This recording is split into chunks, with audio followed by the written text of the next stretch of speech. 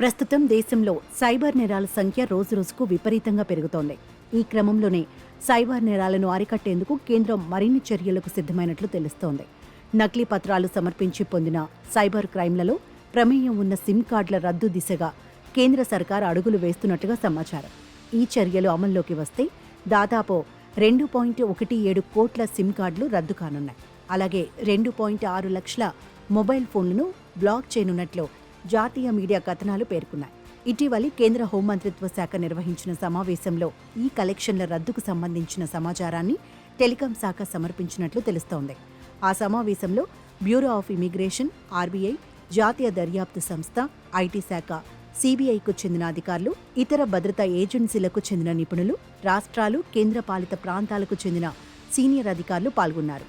SIM కార్డులు జారీ చేసేటప్పుడు నో యువర్ కస్టమర్ కేవైసీని సమర్థవంతంగా అమలు చేసేందుకు పలు చర్యలు తీసుకుంటున్నట్లు కూడా కేంద్రం వెల్లడించింది. అయితే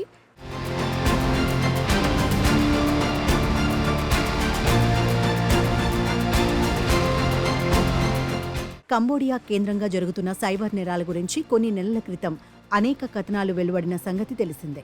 దాదాపు 5,000 మంది భారతీయులు ఆ దేశంలో చిక్కుకుపోయారని, వారి ఇష్టానికి వ్యతిరేకంగా వారితో సైబర్ నేరాలు చేయిస్తున్నారని వార్తలు బయటకు వచ్చాయి. భారతీయులను డేటా ఎంట్రీ పోస్టులకు భారీ వేతనాలు ఆశ చూపి సైబర్ మోసాలు చేయించేవారు టెలికాలర్లుగా ఫోన్లు చేసి క్రిప్టో కరెన్సీలో పెట్టుబడులు పెడితే భారీగా లాభాలు వస్తాయంటూ మోసగించడమే వీరి పని.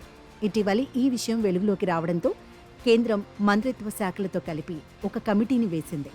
బ్యాంకింగ్, ఇమిగ్రేషన్, టెలికాం సెక్టార్లలో ఉన్న లోపాలను ఆ కమిటీ గుర్తించింది.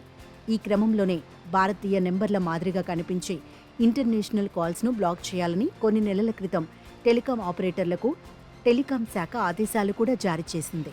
ఈ నేపథ్యంలోనే నకిలీ పత్రాలు సమర్పించి పొందిన సైబర్ నేరాల్లో ప్రమేయం ఉన్న సిమ్ కార్డుల రద్దు దిశగా కేంద్ర ప్రభుత్వం అడుగులు వేస్తున్నట్లు తెలుస్తోంది.